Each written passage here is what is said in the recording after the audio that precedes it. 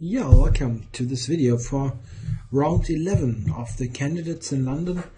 This is a solo video again. I hope you enjoyed yesterday's video where we did a duel. A friend of mine, all the comments were very positive, so thanks for that. But for this video I'm alone again as usual. And we'll go through the games of today.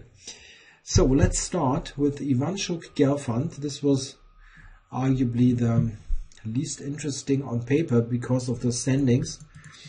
And let's see what happened. We had a Grunfeld with bishop f4. This Ivanchuk had played before against Carlsen and he got a very good position. Gelfand, however, plays differently. He plays knight e4. In this position, Carlsen played queen a5, which is the most popular move.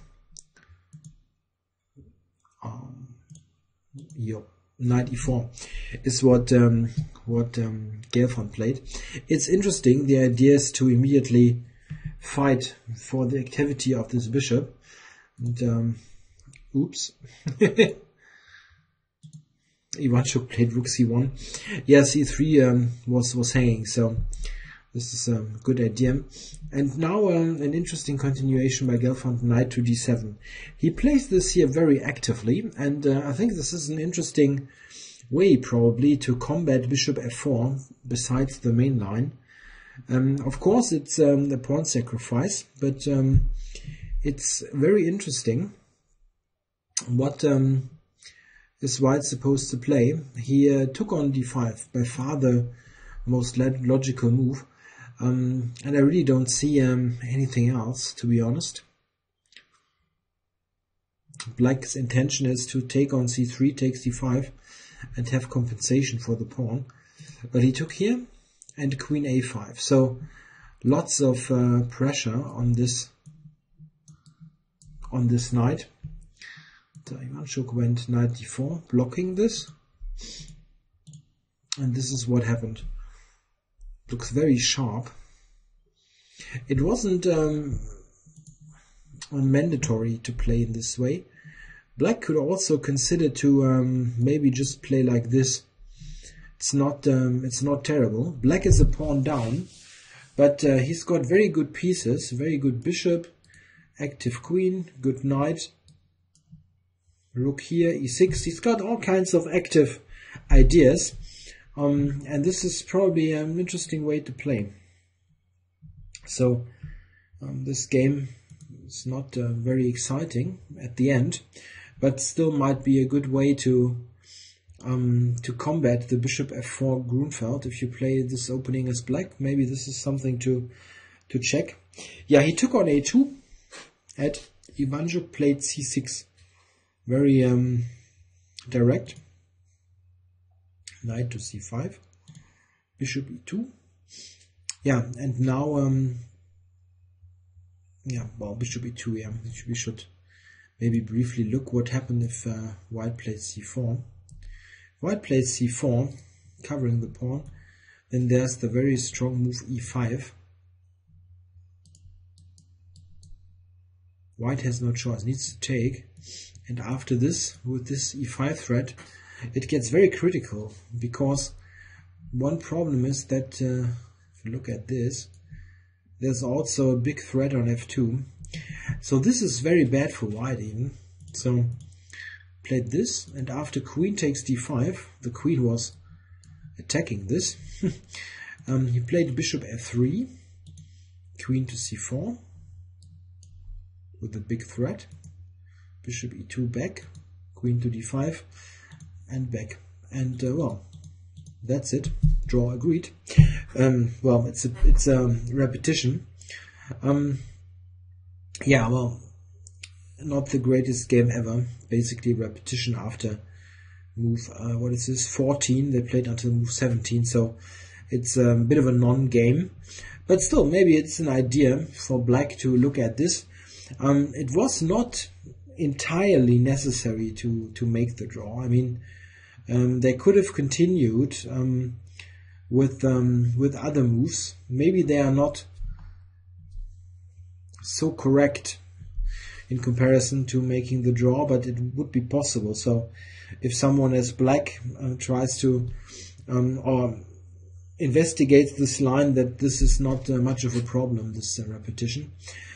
Yeah, well, you can argue simply similar to the game yesterday of Radjabov against Svidler, that they shouldn't make the draw because of the regulations. But yeah, well, to be honest, these are the two oldest participants in the tournament, and it's been 11 rounds. I completely understand the the issue. I think they're probably very tired and they cannot really fight for the first place. By far not. So a draw. Okay, next game is Grischuk Carlsen, and this had one very funny moment. We have this position, just the same as in Ivanchuk against Gelfand, and here all kinds of moves are possible, of course. Takes, Queen b3, the most popular ones. Bishop f4, Bishop g5, e3, yeah, maybe g3, bit uncommon, but maybe. And what does Grischuk play here? He plays h4, and this caused lots of laughter in the commentary booth, because Nigel Short exclaimed that this is my opening for blitz chess and bullet chess, and Grischuk is playing it in the World Championship Candidates Tournament. Yeah, well, how bad is this? It obviously has the idea to play h5, and it is not completely ridiculous. It's a bit okay. It cannot refute the Grunfeld, but probably you won't be you won't get into big trouble as white. One basic idea is, let's say black castles, yeah, just for argument's sake. Then white has h5, and this is in fact a bit annoying. Black doesn't really want to take with the knight, probably because then d5 is hanging, and white traded the h pawn for the d pawn, which should be an accomplishment. So h5 is in a way a threat, a real threat, so black should do something about that h5 thing. One possibility is to strike in the center immediately. But the question is, if white takes, what is happening? Queen a5, for instance. Takes. This is a known line. And in fact, a known line is maybe the wrong term. This is the known sequence of moves, because it can get very similar if white has played, instead of h4, bishop f4 or g5. This is basically here an extra tempo for white, and the extra tempo is the move h4. And this is actually a very useful extra tempo. If you look at this, this is a possible line.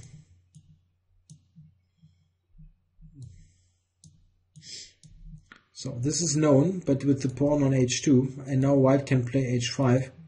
And this is very annoying. What is black supposed to do here? It's actually really bad. Okay, this is just one point of the h4 move. The thing is, it has some ideas, yeah, with the quick h5 or irritating black with some tactical operations.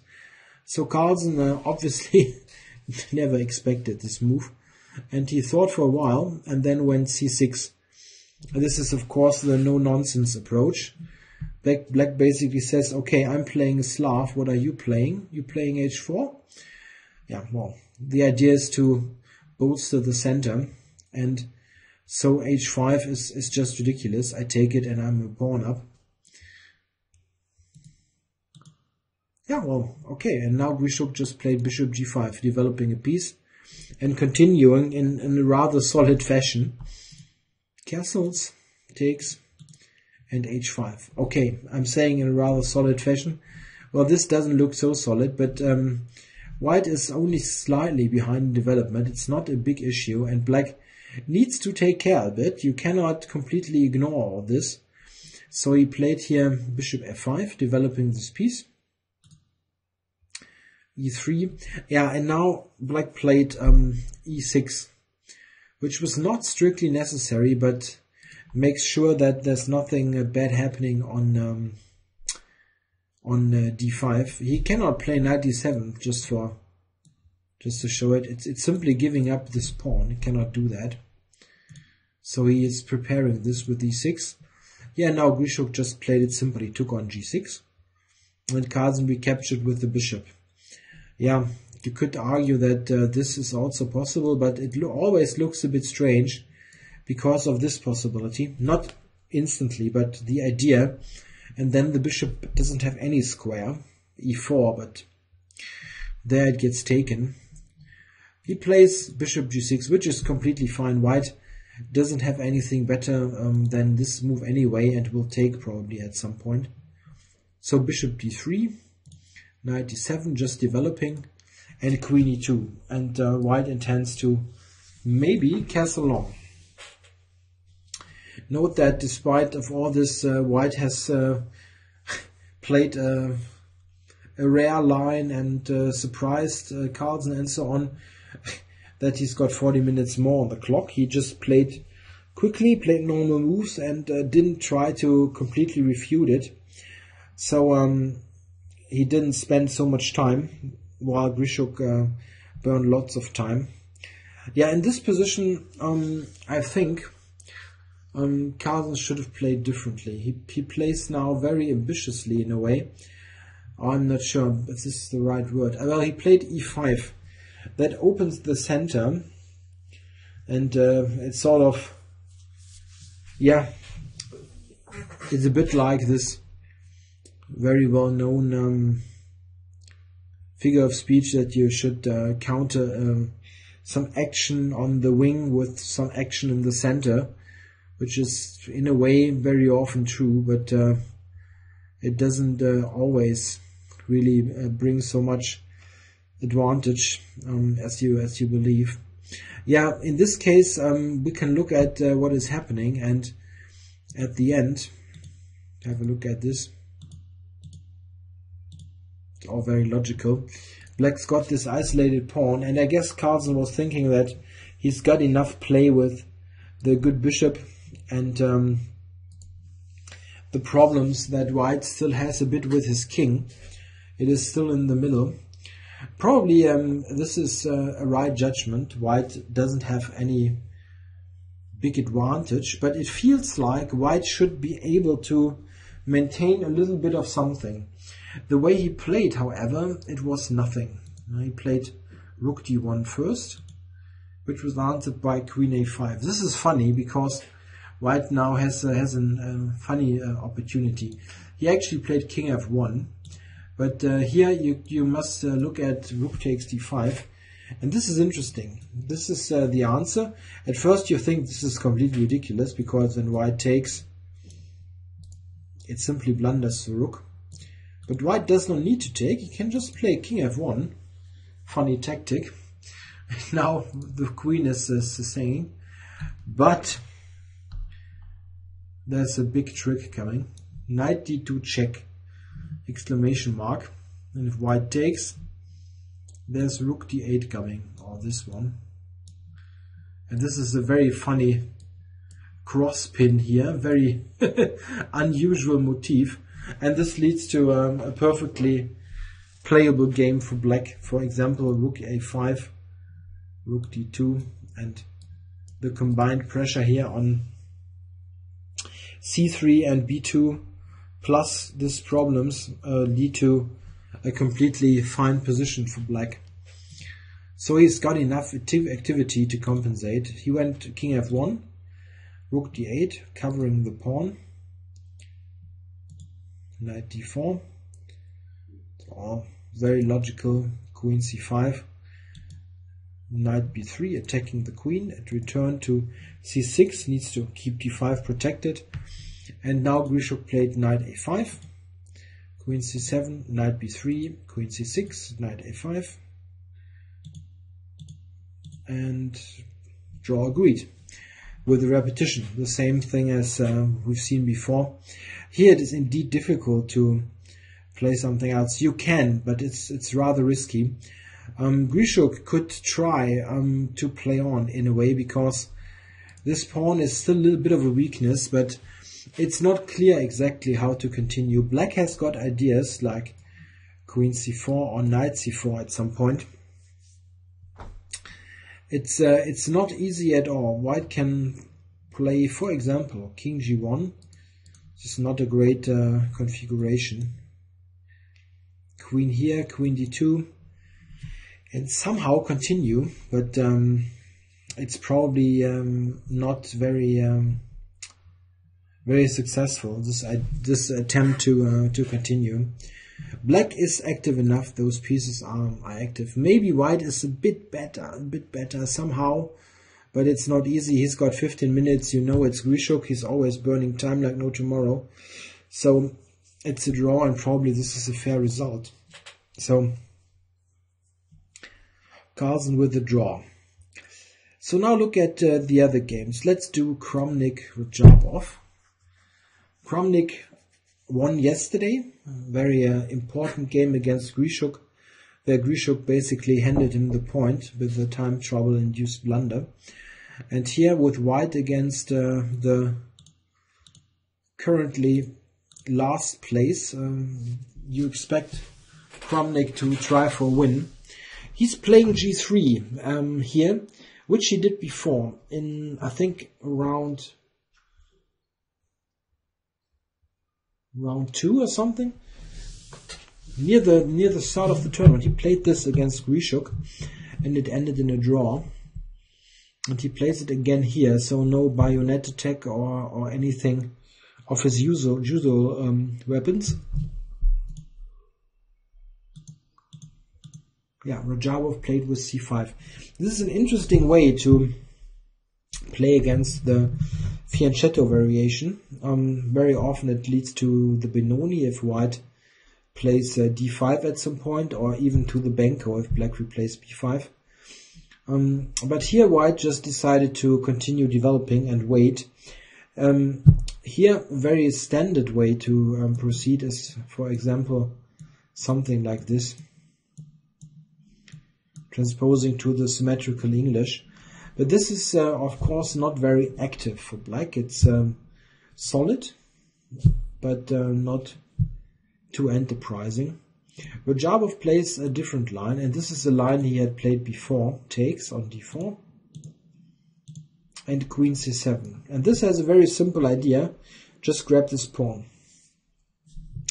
In fact, this is an interesting line for black. I played this myself in a tournament game a couple of years ago, and it really irritated my opponent. One idea is also, if you look at this move, b3, this is what Kramnik played. It's not so easy to cover the pawn. This is, of course, the most natural way to do it. But here on b3, black has a very interesting reply. And this is d5. And that's what Radjabov played. He spent lots of time on this. Not because he invented this at the board here today, but because he probably was recalling his moves, his analysis. And he tried to guess maybe what Kramnik had prepared. Because this has been played before, even by Radjabov himself. The idea is, Kramnik now plays this move. It's not so obvious, this move. But the problem is the following. I mean, easiest is white cannot take here.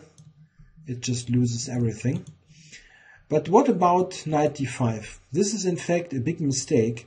The problem is, after takes, still cannot take here because of the queen check.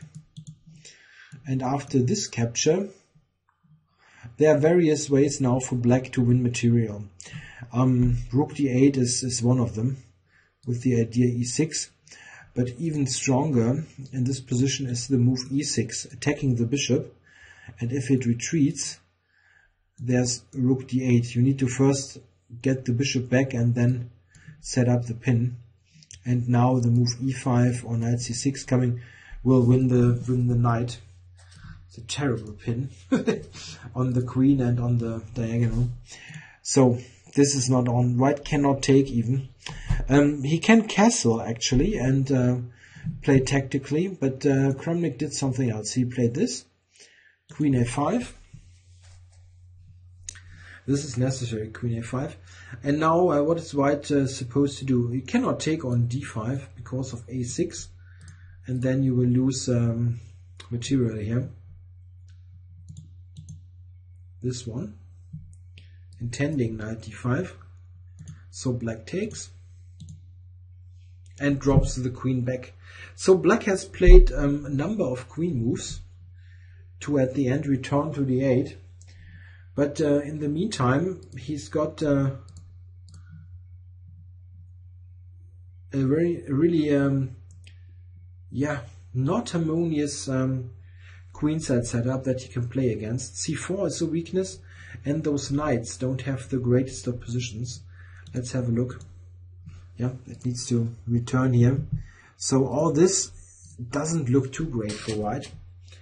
It still is a playable position. I'm not saying white is worse, but worse. It's interesting what black did here. I think he's got a pretty okay position. Played bishop f5 now. This is not strictly necessary, but okay, you can do it. Kramnik tried to improve the knight now. You cannot take here.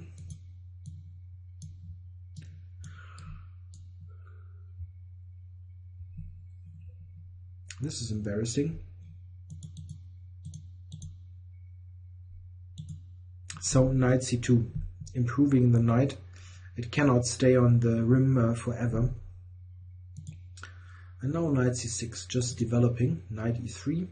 Yeah, here black had more than one alternative. An active move that's probably quite okay is here queen to d4. I think they also discussed this in the press conference, that black had this option with is a decent game. White now can take, but this double pawn is not a big problem. It's rather compact and cannot be attacked easily. And black's got active pieces. This seems like a possible improvement if you look at the game continuation. He played this, what is still alright, but the other one is probably easier. Rook b1. And here it's a bit tricky. Maybe black should have considered to drop back. He played rook d8.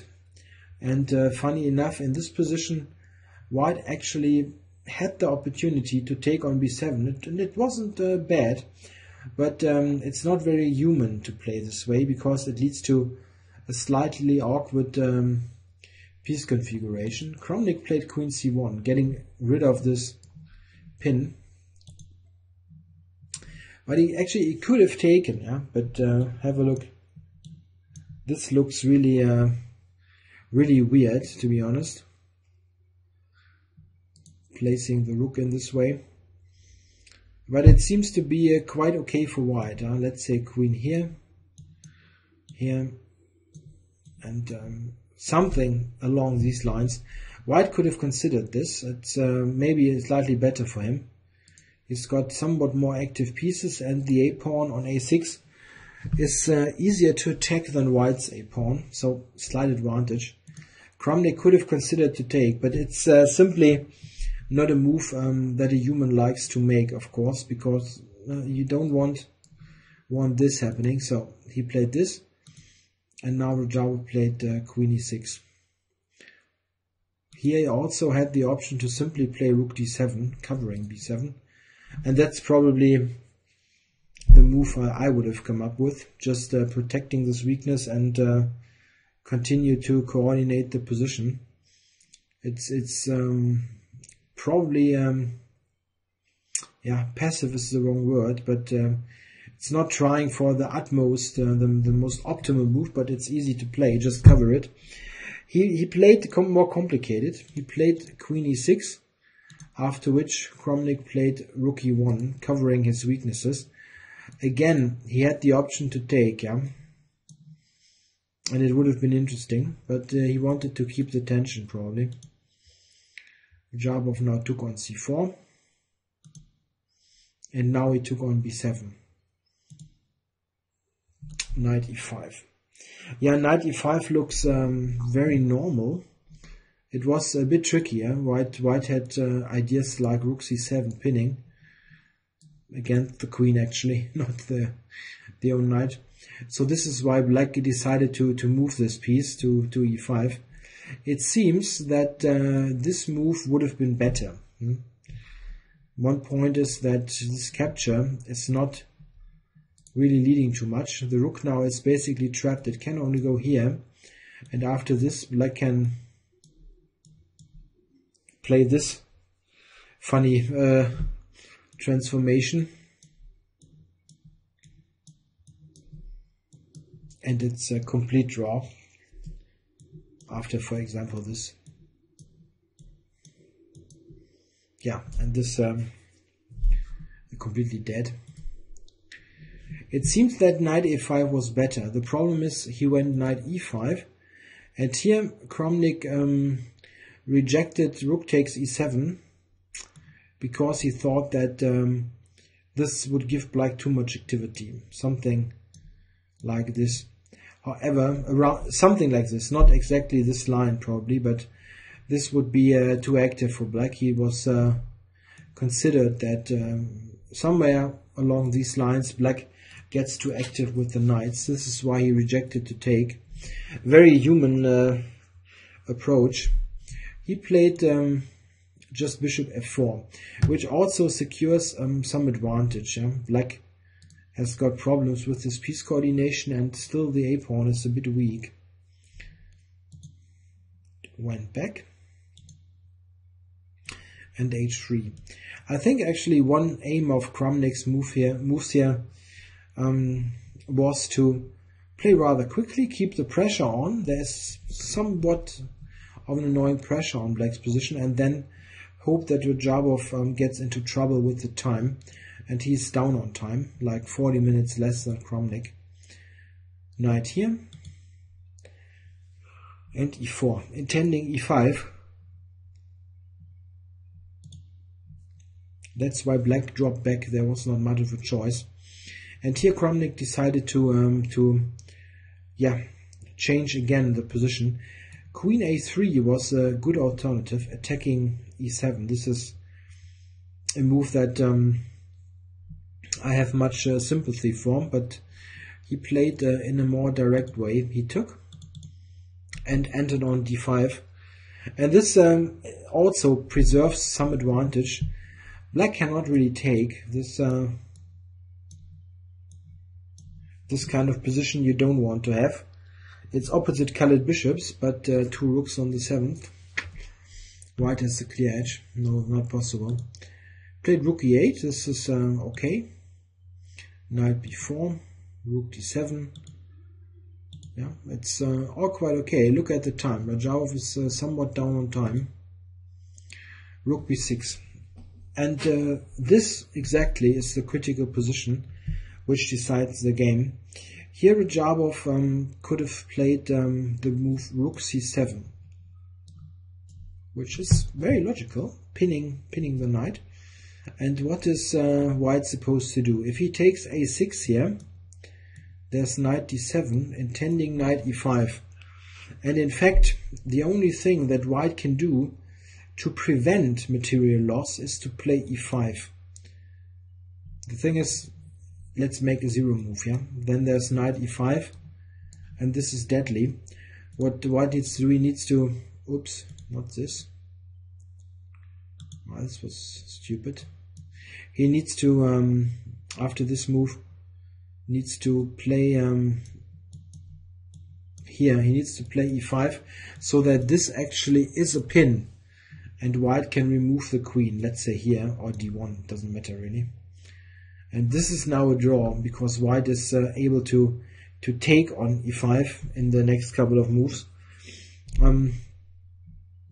Let's say here, here, here, and it all fizzles out.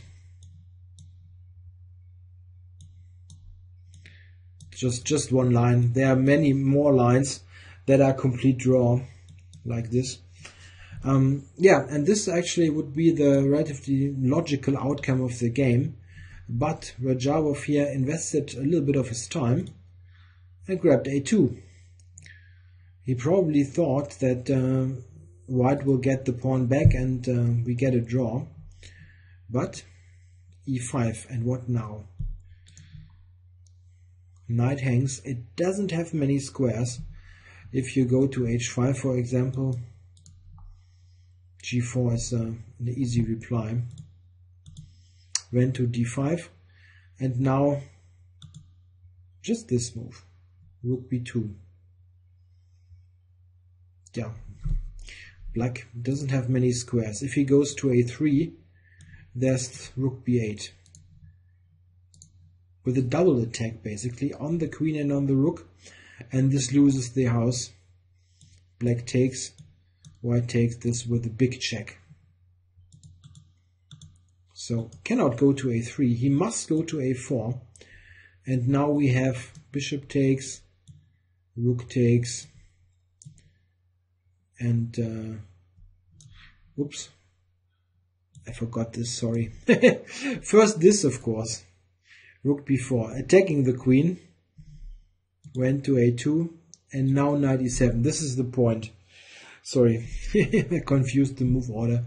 This is the point. White can take with a check, with a fork, and if he takes on e7, there's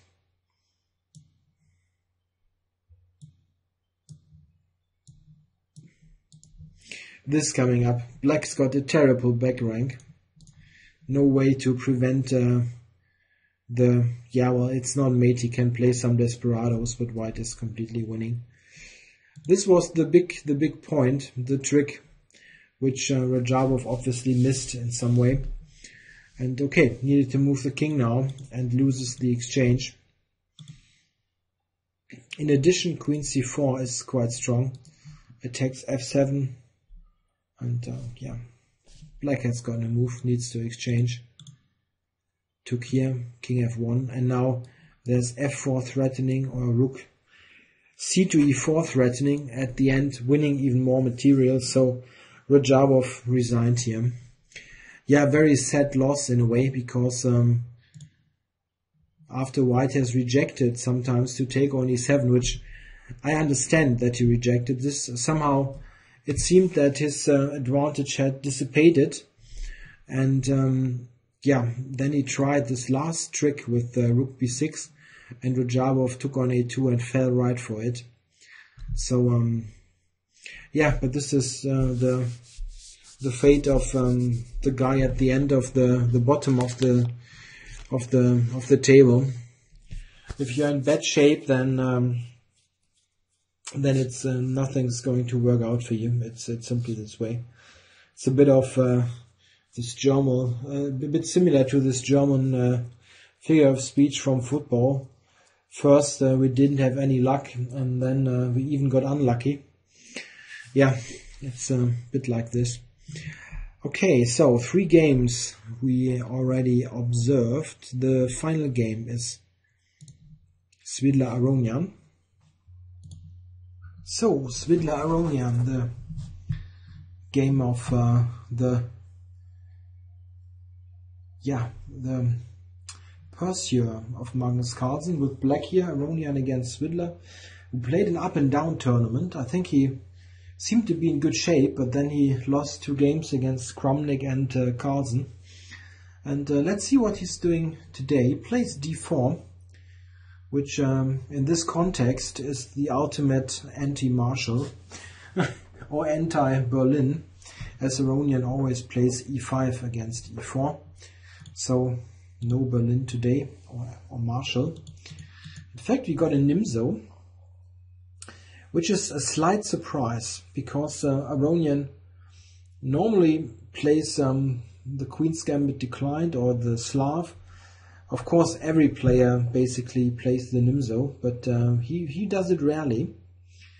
And what is Svidler up to? He plays the very surprising move a3. This is the Samish variation, the same Samish as in the Samish of the King's Indian, and this is what Svidler had played before in the tournament. He played the Samish against the King's Indian, but while the Samish against the King's Indian is a normal main line. A3 is really some backwater. It was pretty common move in the early days of the Nimzo-Indian, even up to the 50s, 60s, when Botvinnik quite often played A3 at this point or somewhat later. And he had this pawn structure. The pawn structure here is, of course, what makes this A3 move the risky move that it is. All this is terribly weakened. Also the squares here are weakened on the queen side.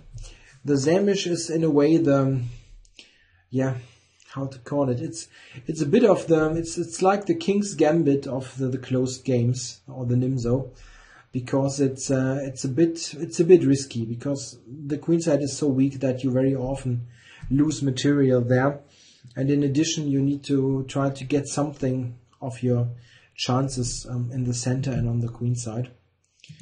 Yeah, Aronian goes c5 and e3. Here white also can play f3, which is the more direct way to play, intending e4.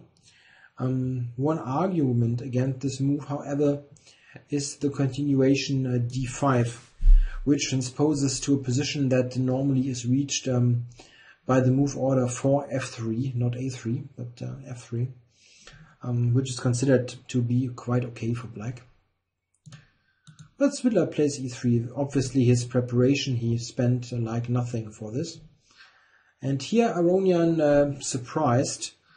Yeah, it's counter surprise with the queen a5. This move, I must admit, I had actually never seen, but it seems that it has been played quite a number of times by strong grandmasters. It's not that bad actually. The only reason why it is never played, or really rarely played, is that black has tried and tested main lines that are really good for him. Sometimes even black has an advantage, so that it's quite unnecessary to have some other line prepared. But okay, maybe this was a good idea by Aronian to avoid any kind of special preparation by Svidler. I would have been curious what he has in store for the main line.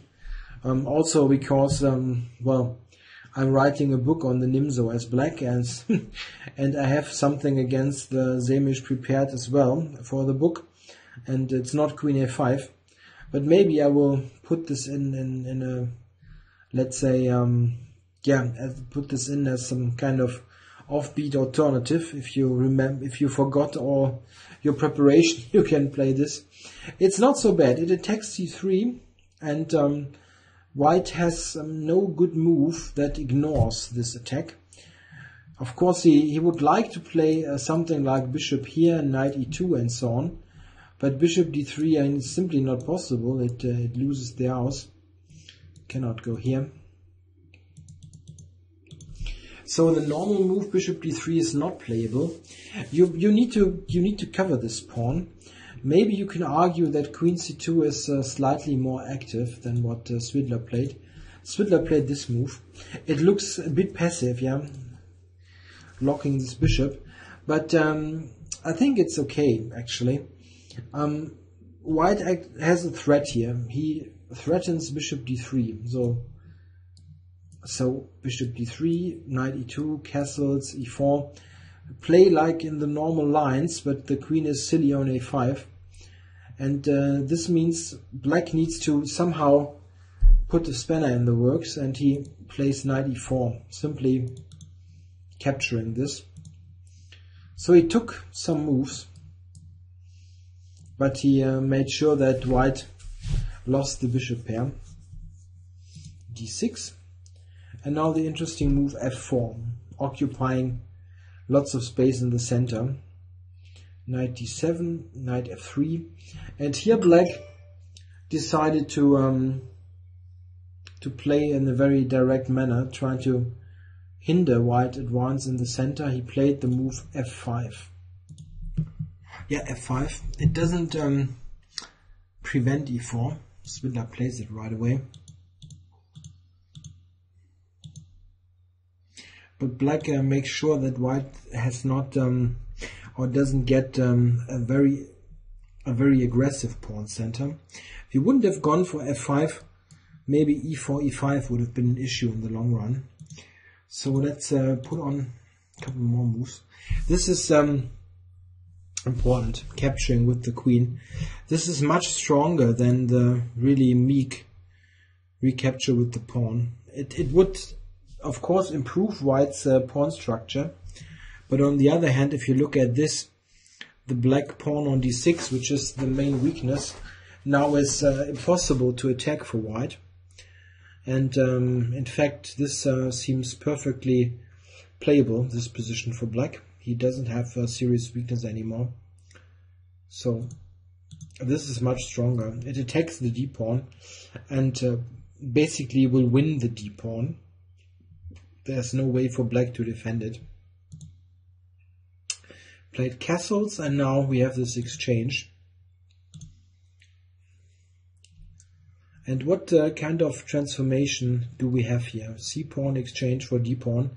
The big difference, of course, is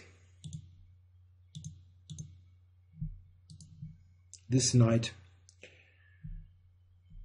This knight is an excellent piece on e5. Controls lots of squares and is very hard to dislodge from his very good post. Bishop c8, queen b4. Very logical. So now, in this position, I think this is maybe the first step in the wrong direction. I'm not so sure. But anyway, here black had a very simple way to play. He could simply exchange and play knight to d7. This is very passive, I understand, but have a look. White doesn't have much better than this. And then, for example, set up something like this. This kind of position. It is very difficult for white to make any substantial progress here.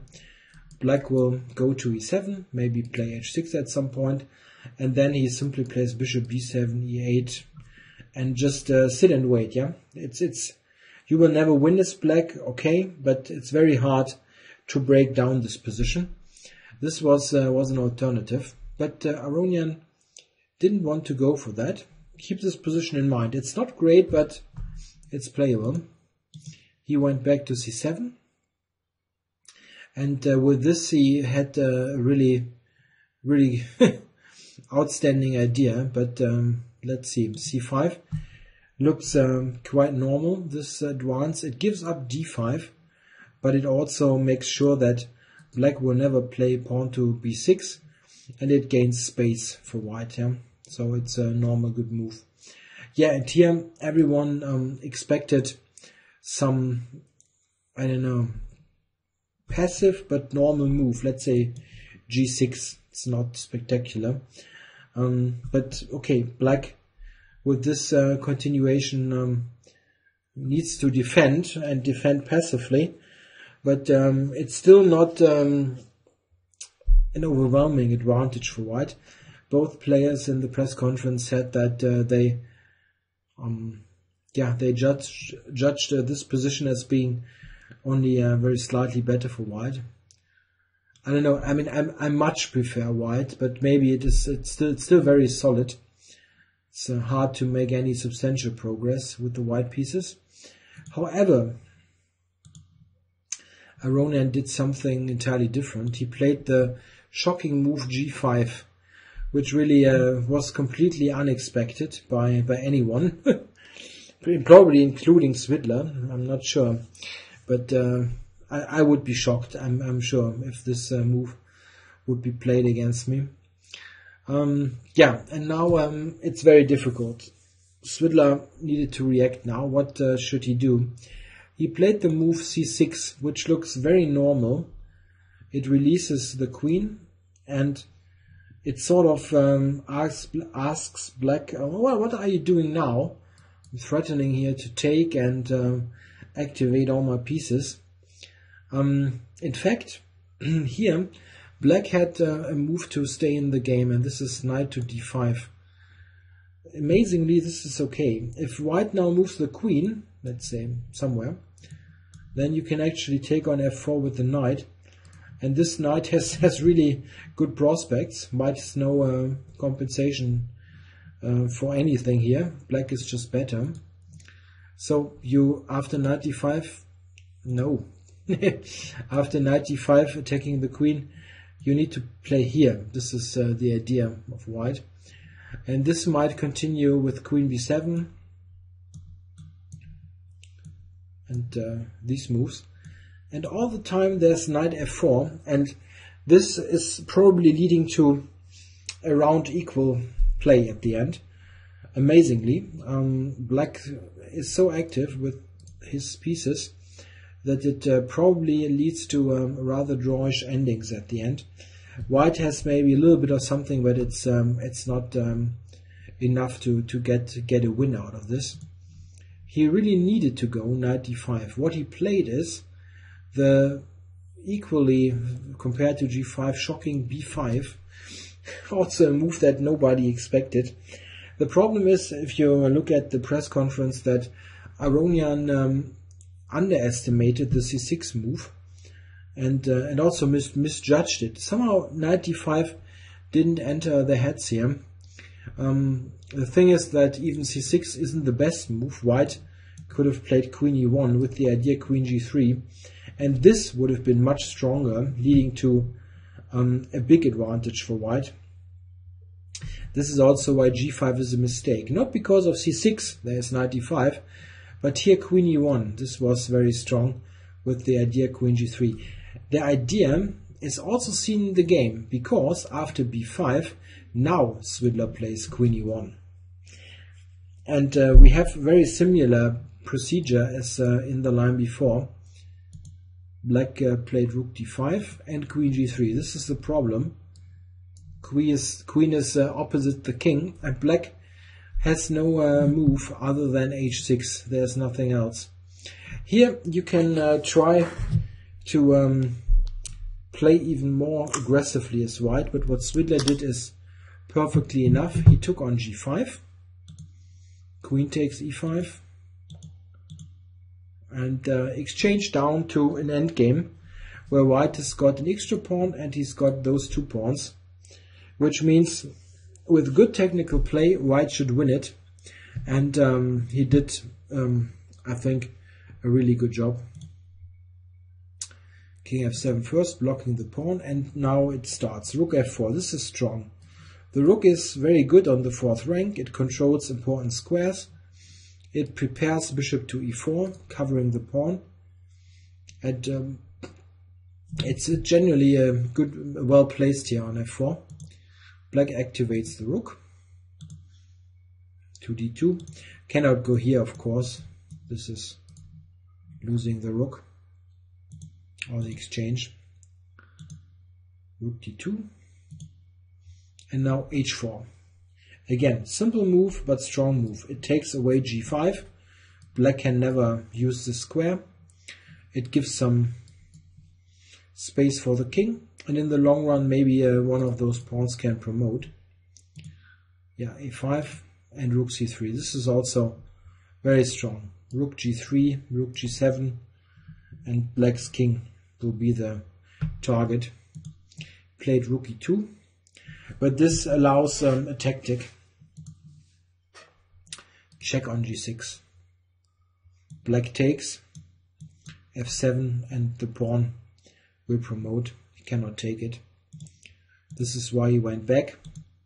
And now rook d4. Yeah, now there's mate threatened. Very often a mating attack is a decisive factor in the end game. And rook d8 is just too much. Black must go here, the only way to prevent the immediate mate. He took, and rook c5, attacking both pawns. Yeah, of course, before you take one of the pawns, you need to make sure that you keep your f pawn. It's very strong. So he advanced.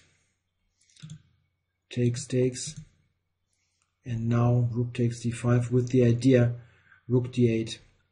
After king g7, rook d8, Aronian resigned. He's unable to prevent rook g8 and f8.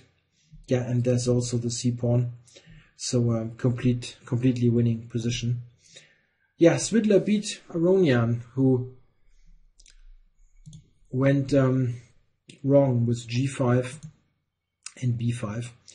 He had two opportunities here with g6 or here with the capture of the queen, which is of course not nice. I'm not saying this is great, but it shows that well, sometimes you cannot defend a position with active moves. You need to play passive moves to sort of keep it together. You know, just trying to grovel to a draw.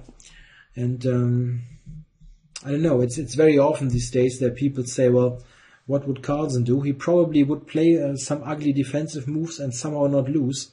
He obviously never seems to lose these days his worst positions. For example, the position he drew against Kramnik is amazing that he is able to not lose this game.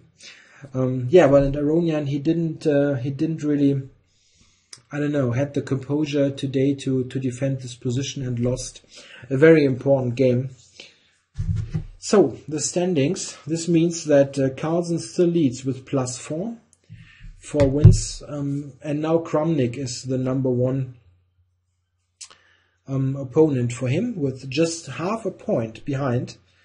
Just 1 win Kramnik needs to catch up if Carlsen plays a draw.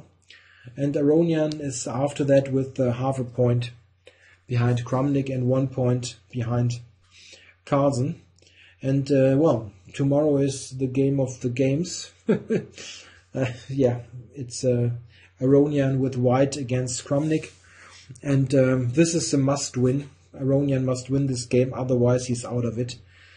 Basically, not mathematically, but he needs to win this. And yeah, well, this is a qualification event for the World Championship match, and if you want to be World Champion, you need to win games against the absolute best opposition. In a situation where you absolutely need the win, you need to do it. It's the thing that Kasparov was able to do, like in 1987 against Karpov. He needed to win the last game in the match, and he did, and defended the title. These kind of situations are the make or break of the world champions. So if Aronian wants to become the world champion, he needs to win tomorrow. It's as simple as that. Of course, it's only really necessary due to this this loss here, but he needs to win tomorrow. If he manages, then it's still open. Everything's possible for him. Otherwise, it will be, I think, a race between Kramnik and Carlsen. Carlsen tomorrow plays with white against Ivanchuk, and he will certainly try to win the game, simply because Ivanchuk is showing so many unpredictable time management issues that he certainly tries to get a fight out of this and tries to win. Yeah, thanks for watching. I hope you liked the video. I'll be back tomorrow with round 12, which means 3 rounds to go. Bye.